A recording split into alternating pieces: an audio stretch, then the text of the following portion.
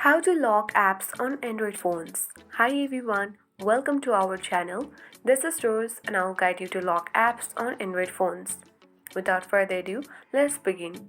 To do that, launch settings on your device. Scroll down. Now look for privacy option. Tap privacy and select app lock. Enter your privacy password and then look for locked applications. Currently we don't have any locked app.